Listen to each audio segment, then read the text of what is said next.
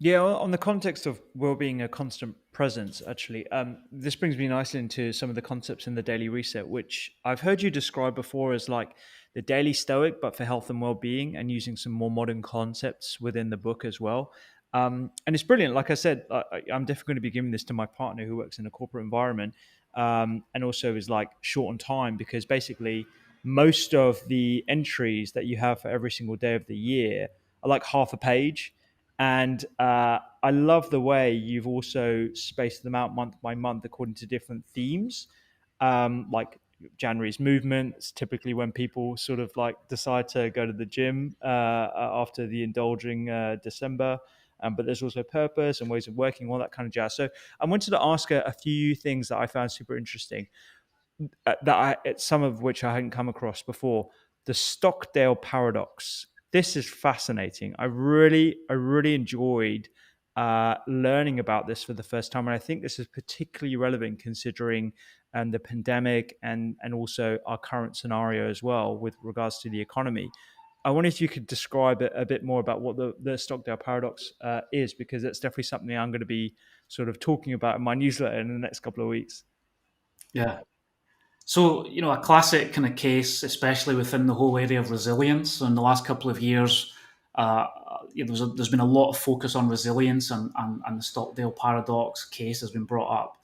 So this is from the Vietnam War. Mm. An American Admiral James Bond, actually his full name James Bond Stockdale, and he was a prisoner of war in Vietnam.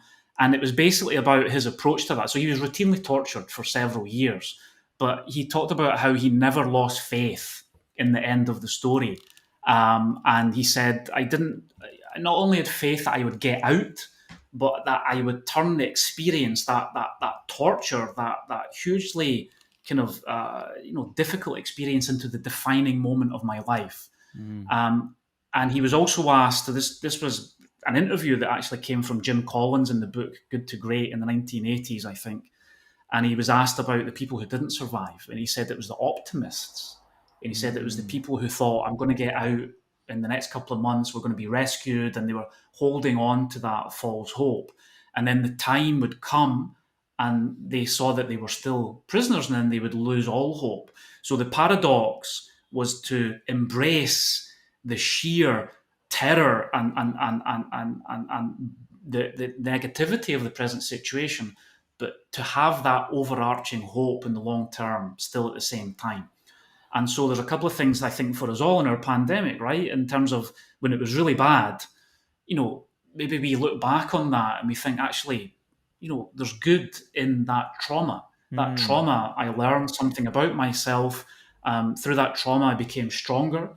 And if we even bring it back to some of the work on happiness, we can look at happiness in two ways. We can look at in the moment emotion, and we can look at life satisfaction. And I think, Rupy, when we often look back in our lives, the moments in our life when we're most satisfied with in hindsight are often the most difficult moments, right? It isn't often the hugely joyful moments in terms of emotion, but it's things that we found difficult, but that we overcame, and we learned that we could do it. We fulfilled an objective. We did something important, and we got through the other side. So that Stockdale paradox, I think, for our society today, which is full of disruption, full of uncertainty, when we encounter something traumatic, is to say, okay, I'm not going to sugarcoat this. This is pretty bad, but what can I take from that? And I'm still going to take that long term view that's going to say, this is going to be okay. And I think there's a lot of value in this Yeah, Stockdale paradox.